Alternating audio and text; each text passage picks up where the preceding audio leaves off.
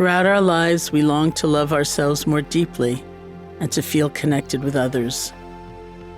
Instead, we often contract, fear intimacy, and suffer a bewildering sense of separation.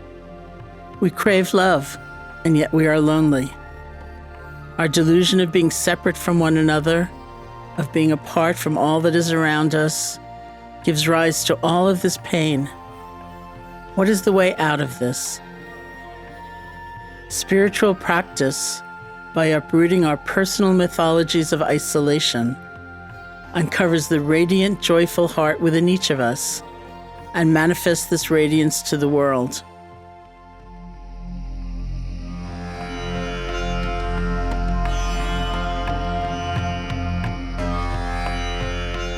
Hello and welcome to the Metta Hour Podcast with Sharon Salzberg. I'm Lily Cushman and I produce this podcast. And today we're coming to you with episode 238 and a special release today that is a brand new excerpt of a brand new offering of Sharon's very first book, Lovingkindness, The Revolutionary Art of Happiness. And the book came out in 1995, which it's been a minute. It was re-released in 2020. And just this year, coming out the 23rd of April, 2024, the audiobook version is now available. So it's a very quite literal full circle moment.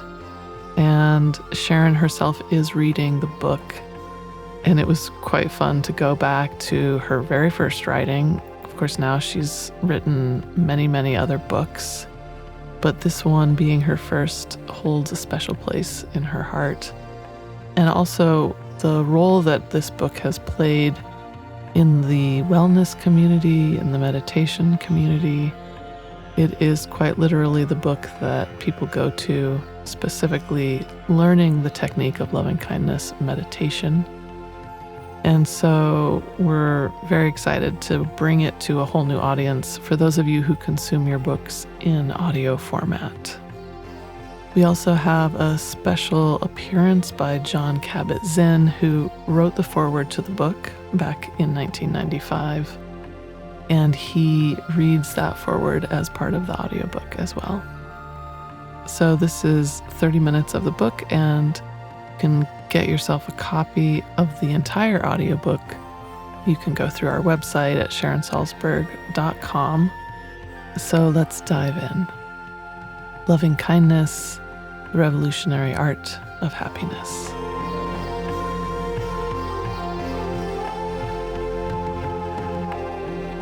Shambhala Publications presents Lovingkindness, The Revolutionary Art of Happiness by Sharon Salzberg.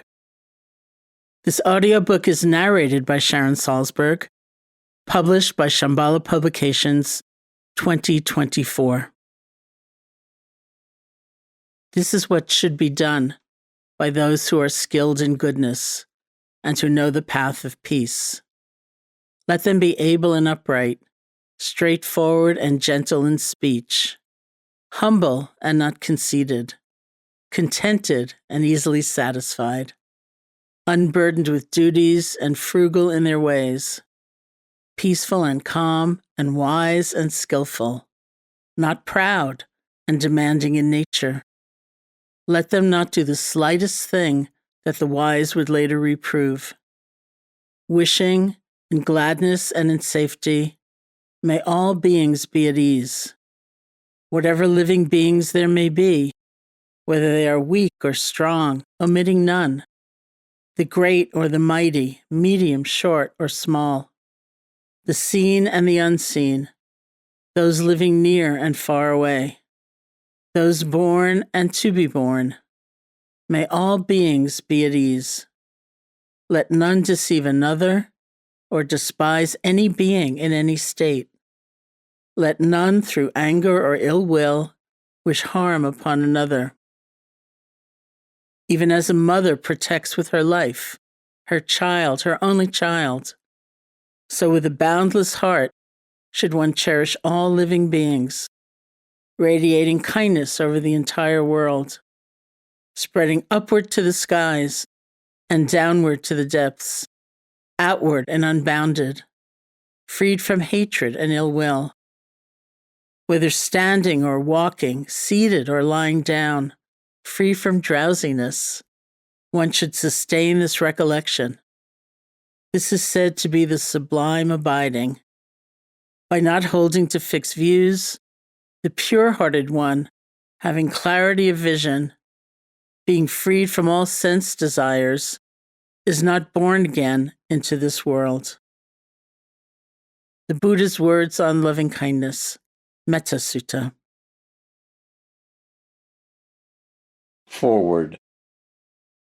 Many of Sharon Salzberg's readers will know that over the main portal of the Insight Meditation Society in Barre, Massachusetts, where she teaches, is inscribed in large letters the word metta, Pali for loving kindness. Some may have wondered, as I have on occasion, why that particular word is up there, rather than, say, mindfulness, or insight, or equanimity, or wisdom, or compassion. For me, in the end, all of these qualities, which we cultivate in meditation practice on long retreats at places such as IMS and in our daily lives, wherever we find ourselves, distill down to this simple quality of heart, and whether and how we allow it to express itself in the minute daily conduct of our lives, both toward ourselves and toward others. The Dalai Lama has said, "My religion is kindness." If we all adopted such a stance and embodied it in thought and action, inner and outer peace would be immediate, for in reality, they are never not present, only obscured, waiting to be discovered. This is the work and the power of loving kindness, the embrace that allows no separation between self, others, and events, the affirmation and honoring of a core goodness in others and in oneself. The practice of loving kindness is, in fact, the ground of mindfulness practice, requiring the same non-judging, non-grasping, non-rejecting orientation toward the present moment, an orientation that invites and makes room for calmness, clarity of mind and heart, and understanding.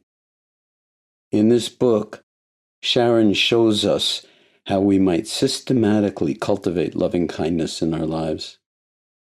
Given the pain and turmoil that we often experience, the endemic misperceptions of the human mind regarding who and what we are, and how we relate to the stress and pain of our lives, practicing loving kindness is an arduous discipline, no less so than attending to one's breathing or observing the stream of one's thought. But it is an extremely effective path, a fundamental path in the opening of mind and heart. In it are to be found the seeds of profound happiness, inner well-being, and healing for ourselves and for all the beings, human and otherwise, all miraculous, with whom we share this fragile living planet. May this book help further that process, far and wide. Jon Kabat-Zinn, July 1994. Introduction. Throughout our lives, we long to love ourselves more deeply and to feel connected with others. Instead, we often contract, fear intimacy, and suffer a bewildering sense of separation. We crave love, and yet we are lonely. Our delusion of being separate from one another, of being apart from all that is around us, gives rise to all of this pain. What is the way out of this? Spiritual practice, by uprooting our personal mythologies of isolation, uncovers the radiant, joyful heart within each of us and manifest this radiance to the world. We find, beneath the wounding concepts of separation, a connection both to ourselves and to all beings. We find a source of great happiness that is beyond concepts and beyond convention. Freeing ourselves from the illusion of separation allows us to live in a natural freedom rather than be driven by preconceptions about our own boundaries and limitations. The Buddha described the spiritual path that leads to this freedom as the liberation of the heart, which is love. And he taught a systematic, integrated path that moves the heart out of isolating contraction into true connection. That path is still with us as a living tradition of meditation practices that cultivate love, compassion, sympathetic joy, and equanimity. These 4 qualities are among the most beautiful and powerful states of consciousness we can experience. Together they are called in Pali, the language spoken by the Buddha, the Brahma-viharas. Brahma means heavenly. Vihara means abode or home. By practicing these meditations, we establish love, Pali metta, compassion, karuna, sympathetic joy, mudita, and equanimity, upekkha, as our home. I first encountered the practice of the Brahma-viharas when I was introduced to Buddhism in 1971 in India. I had joined many other people in what turned out to be a significant migration of Westerners seeking the spiritual teachings of the East. I was very young, but my longing for a deeper understanding of life and of the suffering I had already endured drew me there. One thing we did encounter was more suffering as we faced the extremes of climate and tropical illnesses of India. Several years later, after a number of us had founded the Insight Meditation Society in Barre, Massachusetts, a friend with whom I had spent several years in India was talking to one of the physicians working at the local clinic in Barre. She was describing the terrible heat in the summers of New Delhi, when the temperatures can exceed 110 degrees. One summer, when she was trying to renew her visa, she was forced to go from government office to government office in that intense heat. My friend was explaining to the doctor that she'd been especially weak that summer because she was just recovering from being afflicted with hepatitis, amoebic dysentery, and worms. I can remember the doctor looking at her, absolutely appalled, and saying, "You had all those diseases and you were trying to renew your visa? What were you doing, holding out for leprosy?" On the face of it, our sojourn in India was indeed a story of disease, discomfort, and a heroic effort or foolish determination to carry on.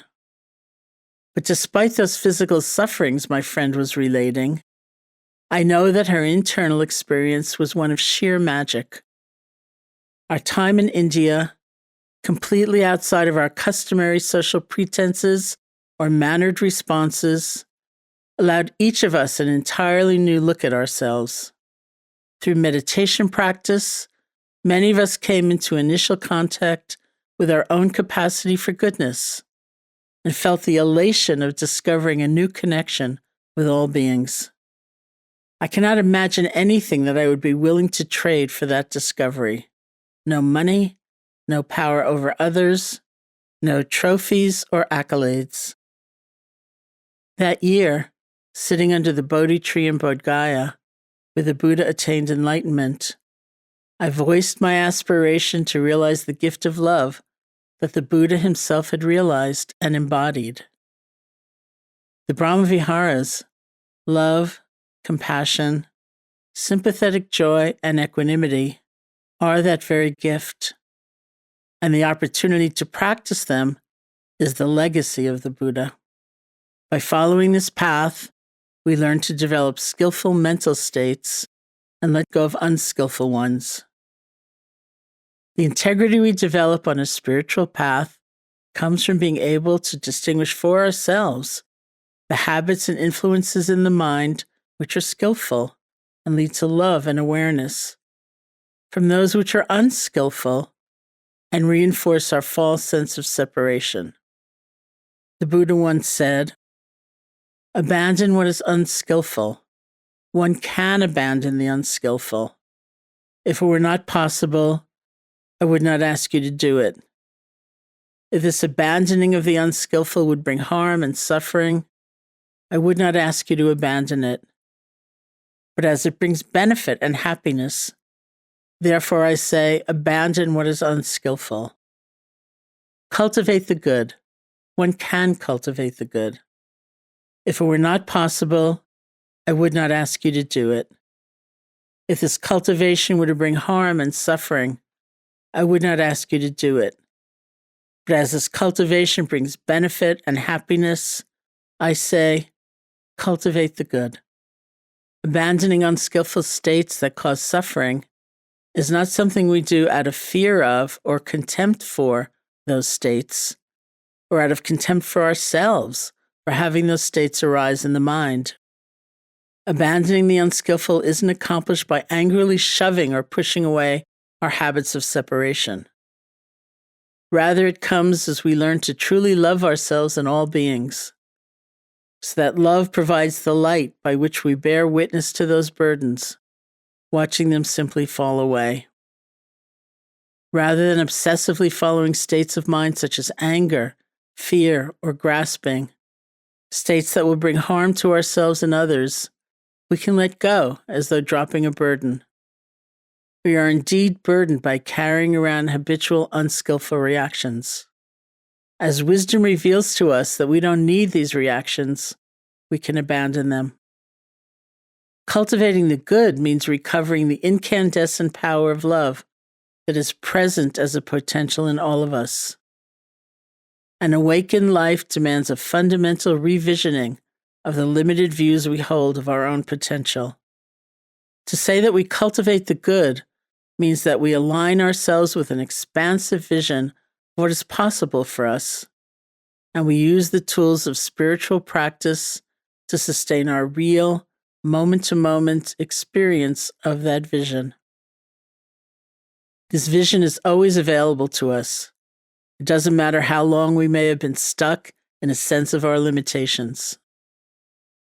If we go into a darkened room and turn on the light, it doesn't matter if the room has been dark for a day or a week or 10,000 years. We turn on the light and it is illumined. Once we contact our capacity for love and happiness, the good, the light has been turned on. Practicing the Brahmaviharas is a way of turning on the light and then tending it. It is a process of deep spiritual transformation. This transformation comes from actually walking the path, putting the values and theories into practice, bringing them to life. We make the effort to abandon the unskillful and cultivate the good with the conviction that in fact we can be successful. If it were not possible, I would not ask you to do it. Remembering this statement of the Buddha, we walk the path knowing that each of us is capable of actualizing our singular potential for love and truth. The path begins with cultivating appreciation of our oneness with others through generosity, non-harming, right speech, and right action. Then on the foundation of these qualities, we purify our minds through the concentration practices of meditation. As we do, we come to experience wisdom through recognizing the truth and become deeply aware of the suffering caused by separation and of the happiness of knowing our connection with all beings. The culmination of this recognition is called by the Buddha the sure heart's release. Coming to an understanding of the true nature of the heart and of happiness is the fulfillment of a spiritual path. The practice of the Brahmaviharas is both a means to this understanding and a natural expression of it. My own intensive practice of the 4 Brahmaviharas began in Burma in 1985. Under the guidance of Sayadaw U Pandita, a Theravada meditation master, my days were completely devoted to nurturing and cultivating love, compassion, sympathetic joy, and equanimity. What extraordinary days! That protected period of retreat so clarified and strengthened the Brahmaviharas that when the retreat was over, I found that they did not erode, but had truly become my home. At times, of course, I lose touch with these qualities, but my homing instinct for happiness now brings me back to them. In this book, I offer the meditative techniques I first encountered in India and later systematically learned in Burma. All of my teachers, since the time I first started to practice Buddhism, have each in their own way shown me the blessing of loving kindness and the sense of great possibility it provides. This book comes out of tremendous appreciation for each one of them. The meditative techniques presented here are offered out of the immense gratitude I feel for having had the opportunity to learn these practices, and out of the wish that others may benefit from them. Chapter 1: The Revolutionary Art of Happiness. Only Connect, E.M. Forster.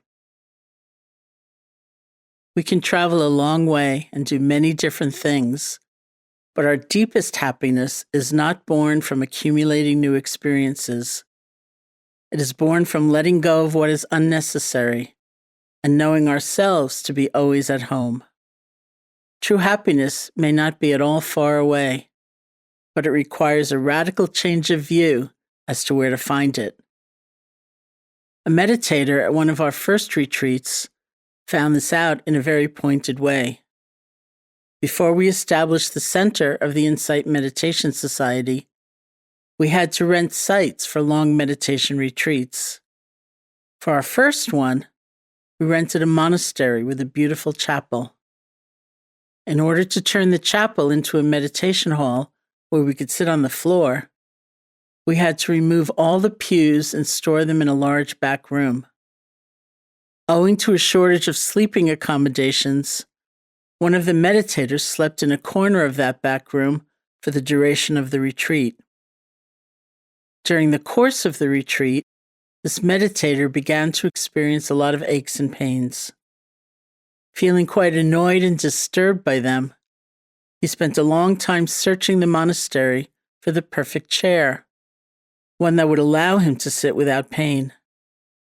Unable to find it, he decided that his only recourse was to sneak into the monastery workshop at night to build himself a chair.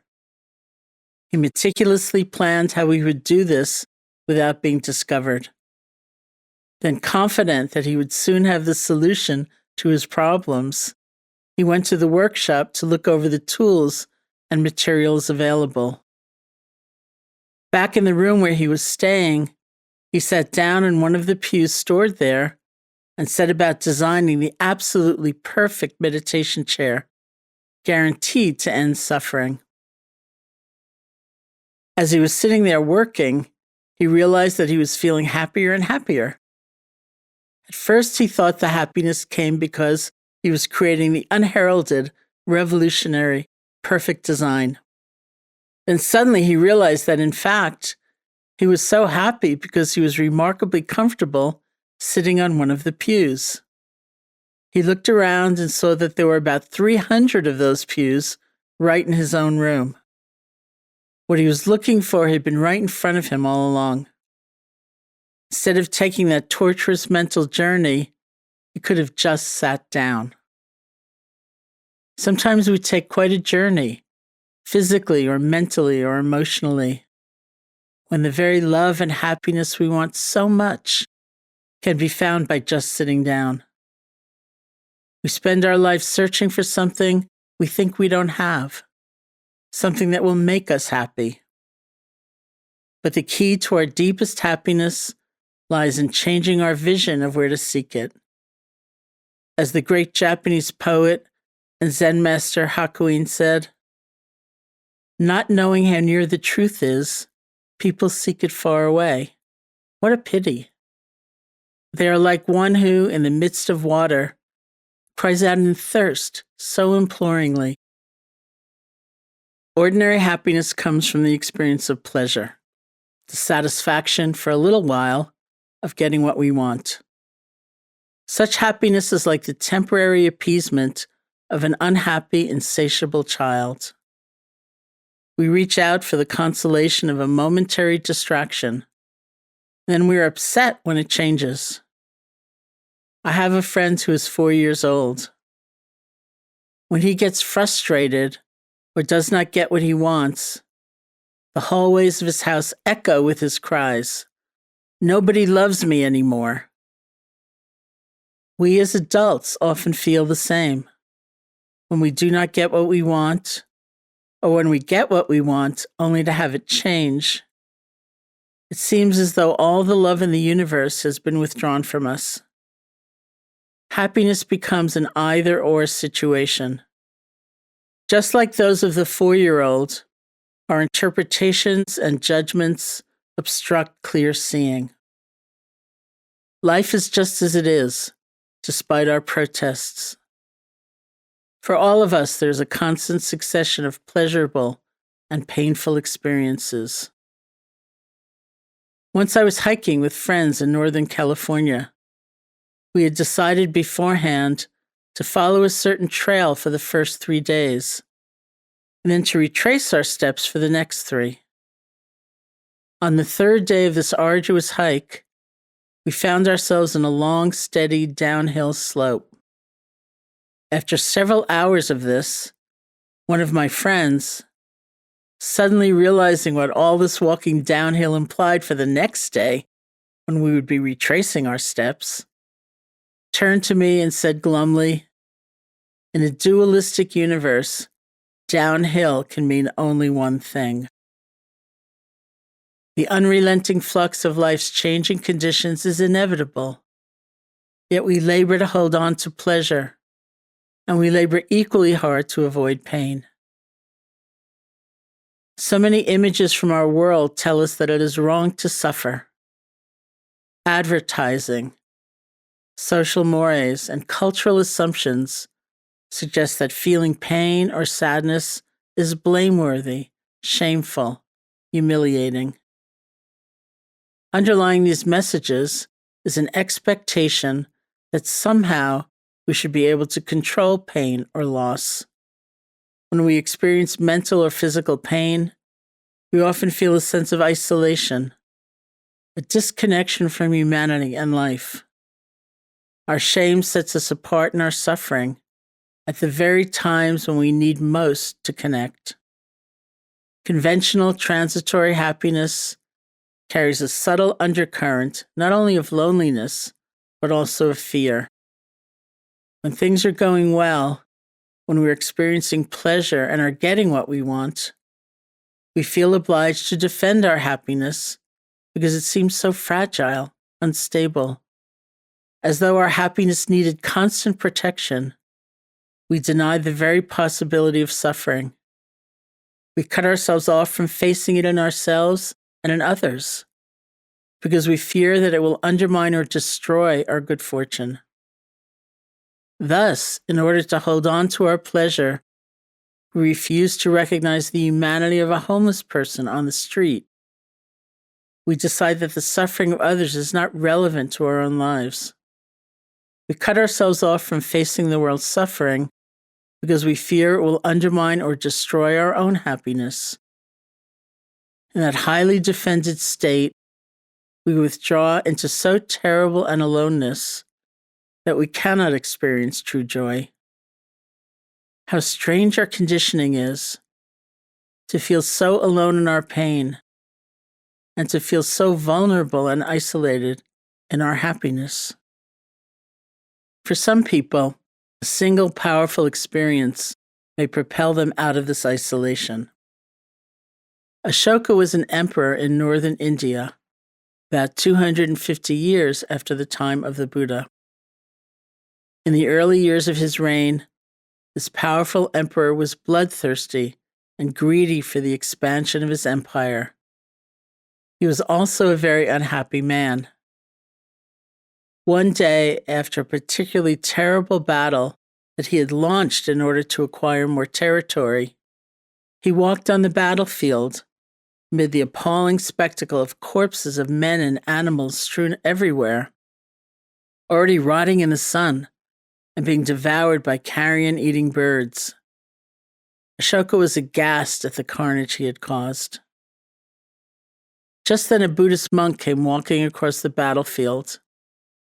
The monk did not say a word, but his being was radiant with peace and happiness. Seeing that monk, Ashoka thought, why is it that I, having everything in the world, feel so miserable? Whereas this monk has nothing in the world, apart from the robes he wears and the bowl he carries, yet he looks so serene and happy in this terrible place. Ashoka made a momentous decision on that battlefield. He pursued the monk and asked him, "Are you happy? If so, how did this come to be?" In response, the monk, who had nothing, introduced the emperor, who had everything, to the Buddhist teachings. As a consequence of this chance encounter, Ashoka devoted himself to the practice and study of Buddhism and changed the entire nature of his reign. He stopped waging imperialistic wars. He no longer allowed people to go hungry. He transformed himself from a tyrant into one of history's most respected rulers, acclaimed for thousands of years after as just and benevolent. Ashoka's own son and daughter carried Buddhism from India to Sri Lanka. The teachings took root there, and from India and Sri Lanka spread to Burma and Thailand and throughout the world. Our access to these teachings today, so many centuries and cultural transitions later, is a direct result of Ashoka's transformation. The radiance of that one Buddhist monk is still affecting the world today. One person's serenity changed the course of history and delivered to us the Buddhist path to happiness. The basis of the Buddhist psychological teaching is that our efforts to control what is inherently uncontrollable cannot yield the security, safety, and happiness we seek. By engaging in a delusive quest for happiness, we only bring suffering upon ourselves. In our frantic search for something to quench our thirst, we overlook the water all around us and drive ourselves into exile from our own lives.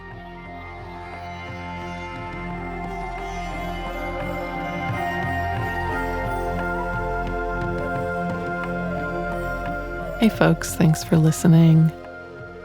If you'd like to get yourself the complete copy of this audiobook for Lovingkindness, you can head over to our website, SharonSalzberg.com, or find it directly on Audible or Apple Books. For all things Sharon, including online courses, her upcoming teaching schedule, as well as a free guided meditation, you can also head over to SharonSalzberg.com. This has been the Metta Hour Podcast, brought to you by the Be Here Now Network. May you be safe, may you be happy, may you be healthy, and may you live with ease.